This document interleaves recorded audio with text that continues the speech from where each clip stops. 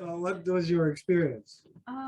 It was actually a lot of fun, and the temple that we saw, the Chinese temple, I think I did visit the Chinese temple back home because it was very Like simple that. set up. Yeah, yeah. Yeah, and there were monks and stuff. Yeah. And yeah, it was. I think she was really moving, the nun, because, like you said, she literally got on the street. She chased us. Yeah, and she chased us, and like even after she got up, it's like it looked like she just wanted to bow again. That's right. Because she didn't feel like she did enough. It was really That's right. inspiring. Why do you think that is? Because she's a nun, right? Because she's like extremely humble. That's right. And appreciate the Dharma to be shown anywhere. Yeah, Yeah. exactly. Even if we are like not exactly the same Right. kind of branch of Buddhism, That's right. she still appreciates it. And I feel like with other religions, that could be, at least like in my experience when I would go to like church for like Christianity and stuff, I feel like other branches of Christianity kind of fight and like try to take power. But it was really cool seeing, even though she Buddhist was, culture. Yeah. yeah. She exemplified Buddhist culture in that way. Yeah. And also, what are they doing? Cleaning all the time. Yeah. That's a very Buddhist culture. Yeah. What do you think, Igor? I think the most impressive of all was just right out of the temple. These guys, generally they're drinking or doing drugs and whatever. When they saw, I mean, he looked at me, he looked at us. He put his smoke away. Yeah. And he smiled. Yeah. I was like, wow. I could see that he was like, there was like a recognition. Something inside. Some awareness in him. Yeah. I was like, isn't that weird? Like maybe, I don't know, 3 seconds. It was like, wow. Like seeing a parent or something, right? Yeah. Yeah. Something like that. Wild. That happens quite a lot. Yeah. People will then stand off to the side or put something bad behind their back, or like stop smoking. Yeah. That was interesting. That's fascinating. Kantoku, what did you think? I like it. It was very moving. When you were doing the Dharani for the boy, actually I started crying because I could feel all his pain. But actually, beyond the pain, we should look, because actually what I saw was the Buddha. I saw a very sincere person, because think of it, his all he owns is in that little box. Yeah. Well, he walked with us from down here somewhere. Did he? Turned the first corner, he came up next to me and asked, "What are you chanting? Is this for some sort of salvation?" And I said, "Yes, this is chanting Namyo Myoho Renge Kyo," and I repeated it several times so he could chant with us. And then he said, "So what is it for?" And I said, "It's so that we can all become Buddha." I said, yeah, just to simplify, like you can't add, you can't explain go into too much depth. No and need. He was just like very happy. Went straight behind me, just filled up behind me, and Carrying his belongings with him. yeah, and just walked with us all the way. Wow. So what did you think besides that? What was your other impression? I think this is an extremely powerful tool to bring the Dharma out into the world. Most people can't do it, so. No, Because I most mean people are it's a shy. little like shocking at first because people you're like are laughing, what like you know what's going on, and Most people laugh because they don't know what else to do. exactly. That's why. Yeah, so it's beautiful, in a very real way. That's right. Yeah. This is one of the main powers of Nichiren Buddhism, because actually most Buddhism never goes outside of the temple except for alms, for begging. And Nichiren Buddhism always kind of cheerfully go through. There's a really great video of when Kane and Kanjo and Kanyu, we were in Kyushu, and it snowed for the first time in decades. And Kyushu is usually the Florida of Japan. And we are outside and we're walking through the snow. And as we have the video of this Komodo Sensei, and we went all the way to the main temple where Nishin Shonin lived, that founded our temple. We walked, so we were walking through these ancient roads through the snow, and we were the only ones. No cars, no people, no nothing. You could just hear the Daimoku echoing in the snow and everything. It was pretty wild. And wearing the Tendai Geisa, people are intimidated by that, so they're kind of like, all the Chinese love to look underneath to see what kind of person is. Irina. Yeah, it was interesting because as we were walking, I approaching bridge, I know it was a different location where Jean and I saw eagle, but I had this thought, we're going to see a saint. We're going to see a saint. And then I think we met one, had actually. that Yeah. thought. And then as we were approaching the temple, the nun came, and initially I couldn't understand. I thought actually it was a person begging. And so I got a little spooked, and then I saw she's bowing. No, she and I- wasn't begging. She gave and donation. I kept thinking, like, who is this woman? I realized that maybe she was a nun, but I couldn't quite make a sense. And then when we went back, I experienced same thing like Kantoku, when you were blessing that person. I just felt overwhelmed. I also cried. Because I know he's in pain. But I could see beyond the pain. We're the same pain, actually. Even though he's in addiction, we all have that same veil of pain. So when I looked at him, I could see beyond the pain. So like the sainthood part, you know. It's just hard to see it because I just want to, like, I think maybe it's a female thing. I just want to comfort Of the course. suffering person. But the comfort suffering person, we have to think about the idea of dignity, which you as a nurse understand very much so. Dignity means, and this is the hard part about Buddhism, our emotion and what we should do for other people. So we mustn't steal their enlightenment. What that means is that even his suffering is his treasure, if he can overcome.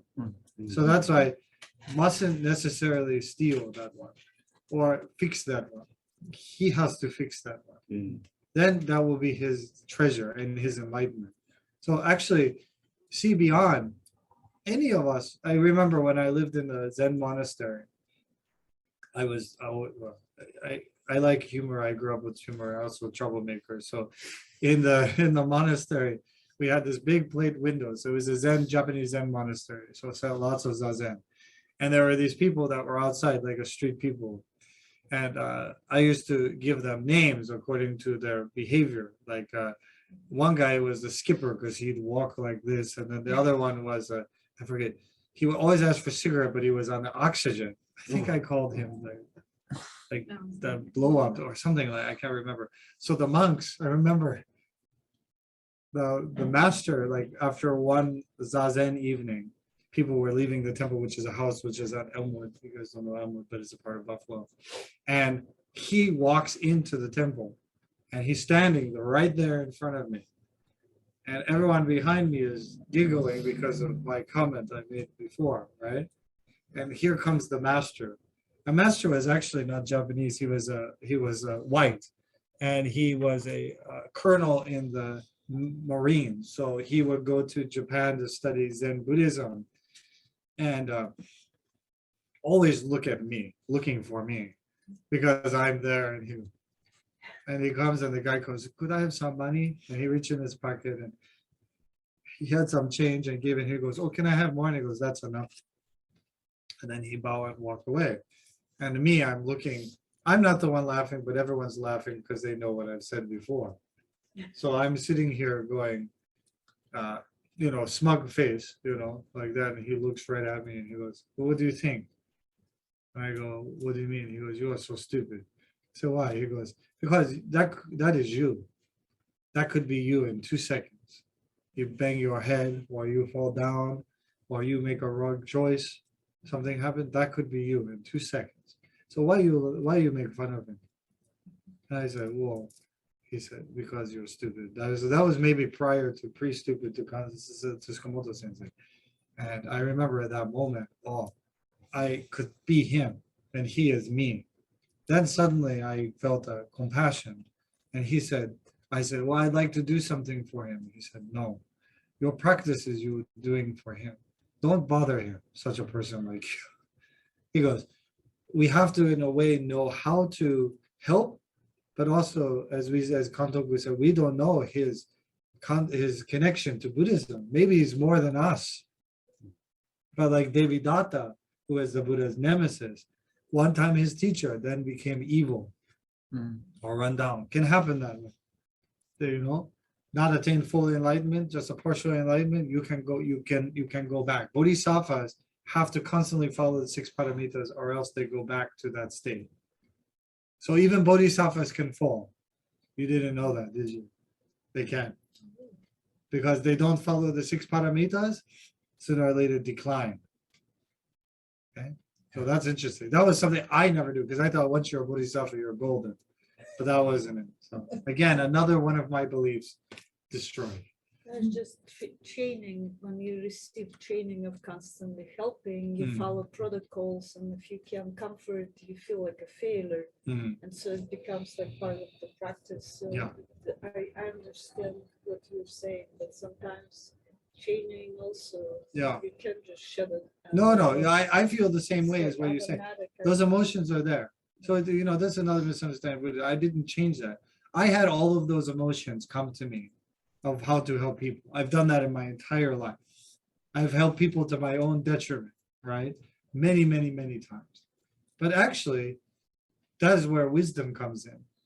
Wisdom is what keeps us from becoming too empathetic, and in doing that before ourselves. Buddhism balances compassion with wisdom.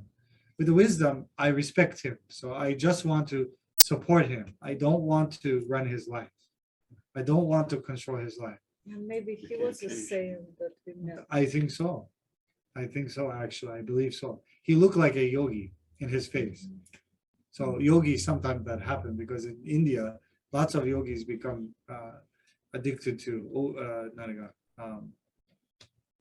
they always smoke hashish. Yeah, that's what they smoke all the time. He mentioned some kind of comment. He said all kinds of people keep coming at me, something like that. He made a comment. I wasn't sure. It's like, and I kind of thought like, was it relatives or just he made a comment of some sort. Well, and the other thing that's striking with me is that he wasn't interested in asking for anything. He really wasn't. That was No. interesting. He came with us, chanted and walked, and then he stood there, came into the temple, and received the blessing, and he just walked away. So he was looking for something. He was. Yeah. So he saw us and thought, maybe this is a blessing I can get It's to absolutely. get me out of my situation. See, that's why when you think of all the things going on in the world that you don't have you watch the news and you're seeing Ukraine and those things. Actually, he is connected to Ukraine. He's connected to people suffering all over the world. That by doing Angya, we are spreading the Daimoku this way. It's amazing. And again, it's without our stupidity involved, right? Hands off. But again, the Buddha nature responds. That's why Buddhism is always demonstrated in real time. It's not something you just have to believe in. If you want, please practice together and you can see. Because if people see Angya, that's why I did it at the end. Always miracle happens in Angya. Always. Really fascinating. Well, very much come and see kind of religion because you have to practice it. You can't, That's right. Like, you can't. And this is why it's so good now that we've been able to open up the temples and we can return to some normalcy, after the pandemic, where you can actually be together physically and you can actually see things, touch things, That's smell things instead of just listening to it on a video screen. That's right. Yeah. So it's, it really touches all your senses. That does. Involves the entire body. That's right. Mhm. That's wonderful. Michael. It was a great experience, and I would like to do it again. I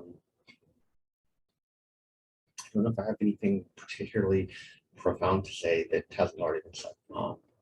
It was a really great experience, and I would really be interested in potentially exploring it further with this. Thank you very much, Michael. Kane, what is that? Oh, I was going to give this to you. Put it on because, also. yeah, what caught me was She gave that to you? she walked by and she was right with Kantoku and I, and she was Okay, I have to teach you the meaning of that. Okay, so you think interesting. No, about- even took it for me. I know what it was. No, but yeah, no. So Do you know meaning? I cannot refuse. No, you shouldn't refuse. But do you know what that means? So when I was a monk, I didn't know anything about Buddhism. And I was, 18 years old? And Imagine how you feel at 18, right? And I'm speaking in front of 3,000 people, 4,000 people, and everyone wants to see you and touch. It's really strange. And at 18 years old, I thought, I must be something special, like my mother said, right? She always said I was special. And it was interesting because in my robe, these packages, tons of money come, right? And I walk up to my sifu like, you just won the lottery. I said, "Sifu," even though probably I could just buy Buddhist statues with it. Couldn't wear regular clothes. And I said, Sifu, that's Sifu. Look how great Sifu is. Sifu, look what I got. Hoigan, that was my Buddhist name. Do you know meaning of this in Chinese culture? What? They wish to take your merit. They're paying you for the merit. So I said, so he said, how much merit did you get today? I said, I don't know, today I did lots of ceremony and that all gone. And yesterday, the day before, and the day before that. So even though you got lots of money, you have to practice harder. I thought, oh, no. So when people are like, no money, I'm gonna stay okay. My enlightenment is now so far off. You're keeping me from my enlightenment. Stop giving me money. So I would hide like when they were doing it. So actually, after having that much money, as I just threw it in the donation thing, it just kept coming. So please offer that to the temple here and put it, and then pray for her Daimoku 3 times. But that's the meaning of that. So big responsibility. And that's what spooked me. I guess she wanted to give something to him. It spooked me. I just wasn't sure what that Yeah, she was quite crafty and fast. I saw her. Okay, I have a question, Sensei. Go ahead. Okay, now you said that you got like a priest or shami guy that they have, they're supposed to turn. What if, say, somebody like Igor or Arena or somebody that they gave? Usually, because it doesn't go to me, it goes to the temple. But the master does it because sometimes the disciple, they have their own money, but usually in the temple they don't. So then I might catch Kane snacking or buying something from stuff from the temple. That's not unusual in Buddhism. One time, confession.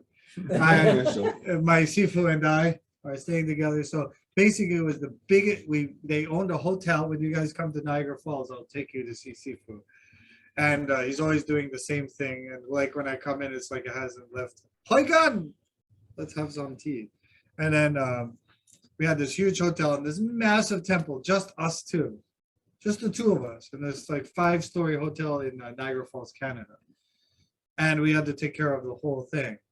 And I remember Sifu, he used to sleep sitting up. He doesn't sleep laying down. He sleeps sitting up. Wow. And he only sleeps about 2 or 3 hours, actually. And so I felt right near there is a place called Clifton Hill. It's near Niagara Falls, the actual attraction Niagara Falls. So there's a pizza place there. And I really wanted pizza because all I had was like a Chinese vegetarian food hall. It was good because they make 20 million plates out of one type of food. But I had one of the lay people left a trench coat, so I put it over my robes, and I got a few. I got out of the temple and I went to get the pizza with the money somebody had given me. And as I came in, I felt this like presence. I looked, and there's Sifu, Omi tofu. So he said, "Did you buy the pizza for the Buddhas?" I said, "Sifu, of course. I was thinking, I know you love pizza. Aomi tofu, you are so kind and perceptive. I am so honored to have you as my disciple." So let us put it in the refrigerator and we eat it later. I don't want cold pizza. Oh, of course, Sifu. I never actually ate the pizza because I was too picky. I didn't, because all the Chinese people would come up and prepare all the food. So I would always have food, amazing amount of food by myself. So yeah, it was pretty wild. But they kept in the temple. They didn't go outside of the temple. Sifu did. because he always go to Tim Hortons. He loves Tim Hortons and kind of. Oh, yes, of course. Timmy's, yeah. But I wanted you to experience Angya because this is what Nichiren Shonin did. He actually was outside and talked to people. When we go to Japan, and Kanyu did it. Did you do it too? You did a speech in front of when Nichiren Shonin preached? Oh, I was too busy watching Kanyu do it. Yeah. So No, I did not. in Kamakura, which was the kind of capital at that time of the country, there was a place where Nichiren Shonin would stand on the street and teach the Lotus Sutra. So that was part of our pilgrimage.